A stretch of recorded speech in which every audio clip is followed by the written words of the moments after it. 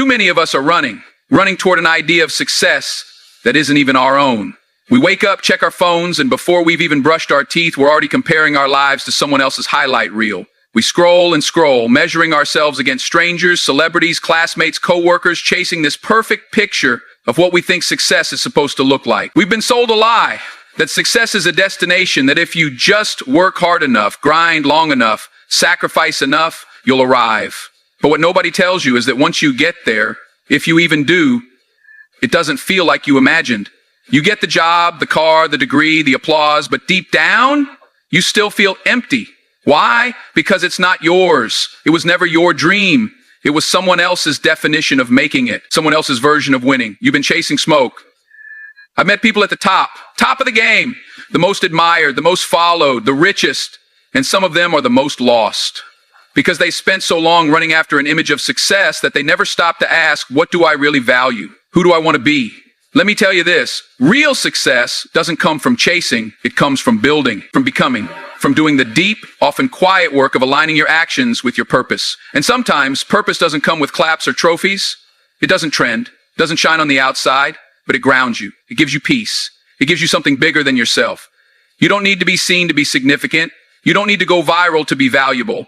It's not about the car you drive. It's about who you are when no one's in the passenger seat. Not about the salary you make, but how you make people feel when you walk into the room. Not about the title in your bio, but the character you carry when things go wrong. So stop chasing, slow down, ask the deeper questions. Not how do I get ahead, but who am I becoming?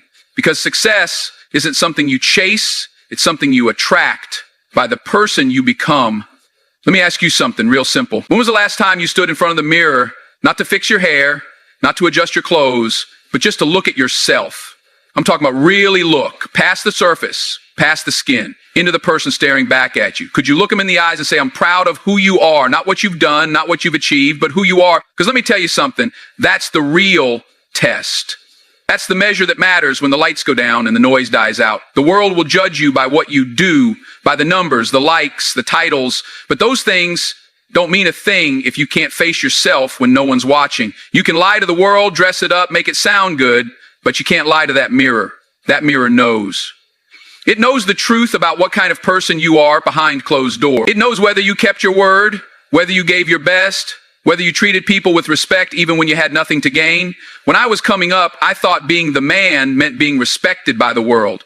But over time, I realized it's about respecting yourself first. Because if the crowd loves you, but you don't love yourself, you're still empty.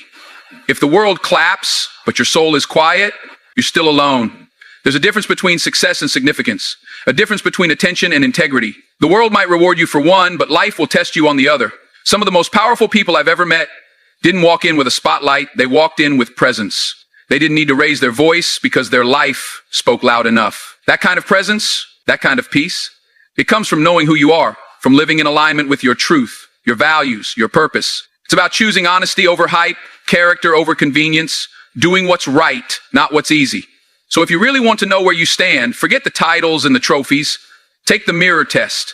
Strip everything away, every label, every achievement, every role, and just ask, who am I when no one's clapping? Am I proud of the choices I make when no one's watching? Is the person I pretend to be on the outside matching the person I truly am on the inside? Because when it's all said and done, when the noise fades and the crowds go home, you're left with one person, you. And if you can stand in front of that mirror, look yourself in the eyes and say, I'm not perfect, but I'm real, I'm honest, I'm growing. That, my friend, is the beginning of true greatness. You will fail. Let me say that again. You will fail. And if nobody's told you that before, I'm telling you now, not because I want to scare you, but because I want to prepare you. This world will knock you down. It won't ask if you're ready. It won't care how talented you are or how much you want it. At some point, life is going to hit you so hard that you'll question everything. Your path, your worth, your purpose. And in that moment, you've got two choices. Stay down and blame the world, or get up and fail forward. I remember the auditions I bombed, the roles I didn't get, the times I poured my heart into something and still came up short. I'd been told I wasn't good enough, wasn't right for the part, wasn't ready. And for a while, I believed them. I carried those rejections like scars. But what I didn't realize back then was that those so-called failures were building something in me that success never could. Resilience. You see, failure isn't the enemy. Comfort is. Playing it safe is. trying to be perfect, trying to avoid every mistake. That's what holds you back. But when you fail and you learn from it, when you let it shape you instead of shame you, that's when you grow. That's when you get stronger. That's when you start becoming the person you were born to be. I know people who've never failed, not because they're brilliant, but because they never tried.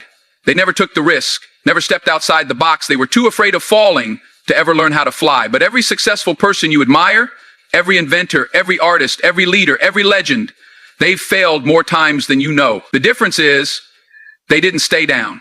They didn't let failure define them. They used it. They studied it. They owned it.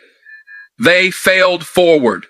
When you fall forward. That means you're still moving. That means you're still in the game. You might not be where you want to be yet, but you're closer than you were yesterday. And that matters. Don't let fear of failure paralyze you. Let it fuel you. Let it push you to sharpen your skills, tighten your focus, deepen your commitment. Every no you hear is just one step closer to your yes. Every door that shuts is redirection, not rejection. And don't be ashamed of your scars. Your scars are proof that you fought. Proof that you showed up when it was hard. Proof that you lived. So go out there and take the shot. Make the call. Write the book. Start the business. Speak your truth. And if you fall forward. Learn the lesson. Get back up stronger. Because the only true failure in this life is staying down when you know you were built to rise.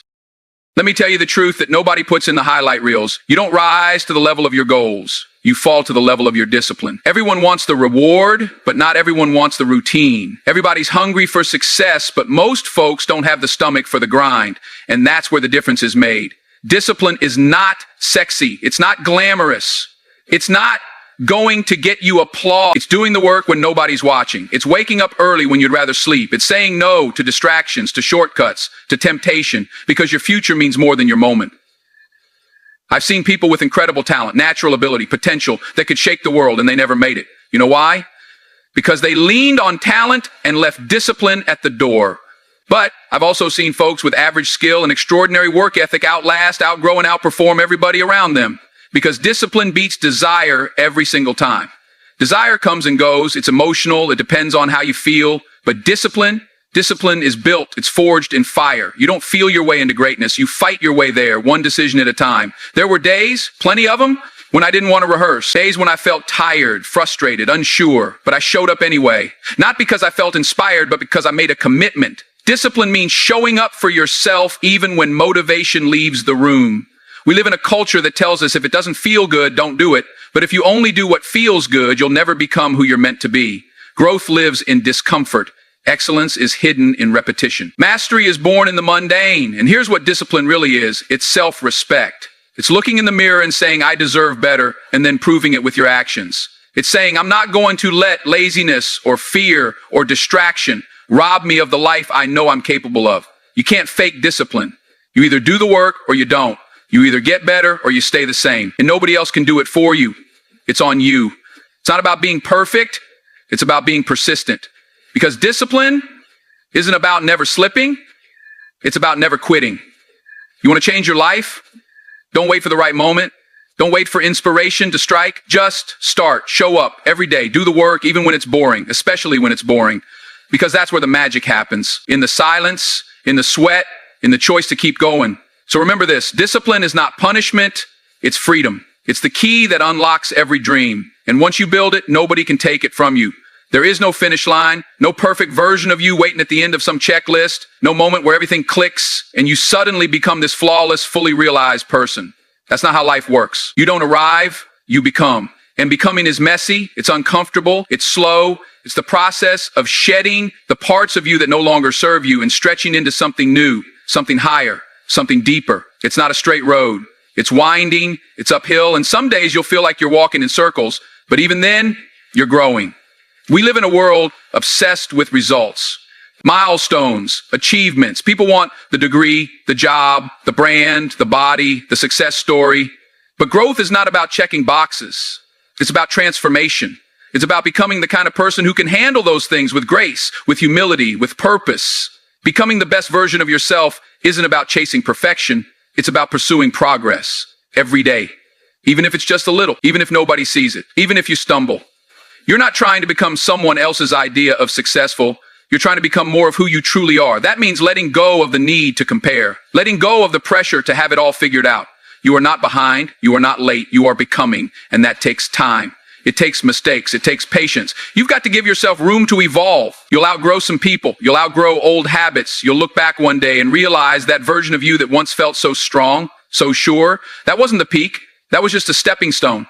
This isn't a game you win. It's a life you build, brick by brick, decision by decision. The way you speak, the way you carry yourself, the way you treat people when there's nothing in it for you. All of it matters. All of it shapes you.